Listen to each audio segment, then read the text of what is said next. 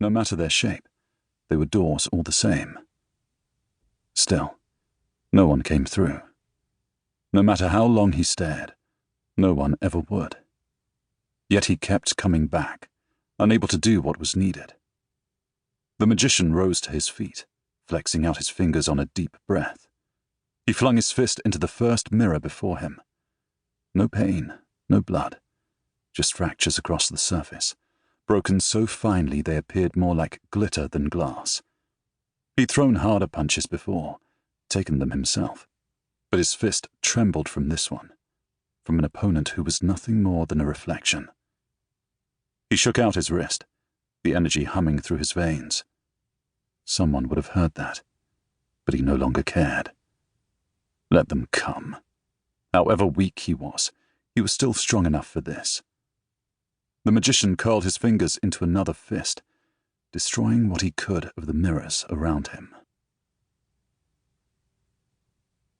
Act 1. Once upon a time, a magician fell into a world below.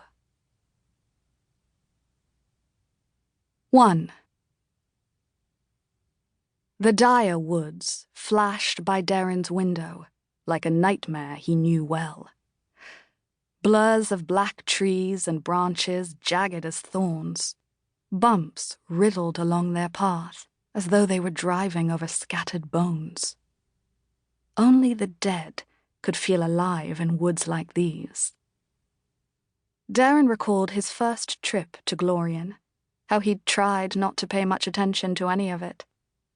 Aunt Cata had always warned him and Eva of the woods no one dared enter, and that first carriage ride alone had only been a taste. Even in the safe confines of a coach with a map in hand, the shadow weight outside seeped through the walls. There was a reason no one was ever foolish enough to enter the dire woods without a sense of where they were going. Getting lost led to something slow, something suffering. The fear was long gone after what had to be his 100th journey through the woods. Even with the occasional chill, he'd become numbed to the sight of trees flashing by, like shadows reaching out to him.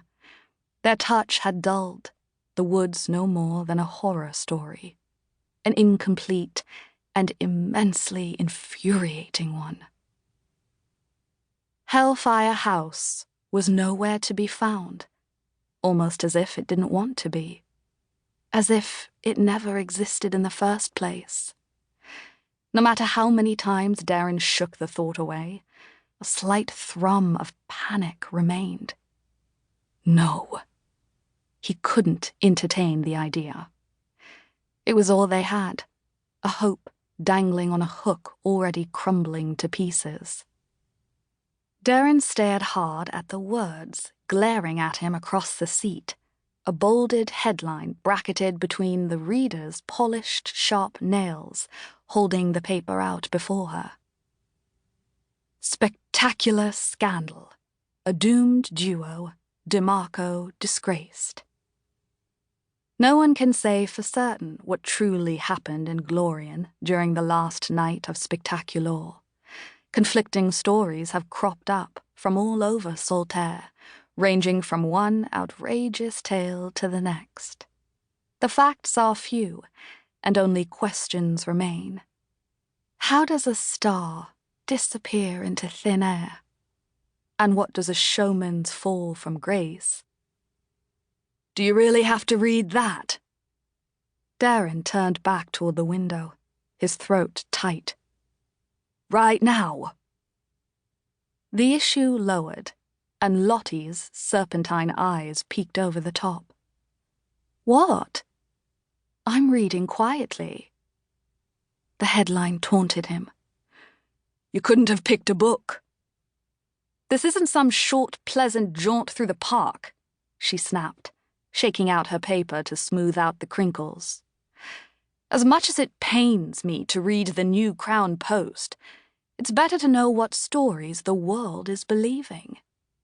Judging by the stack of issues crammed inside Lottie's emerald briefcase, there was far more coverage on him than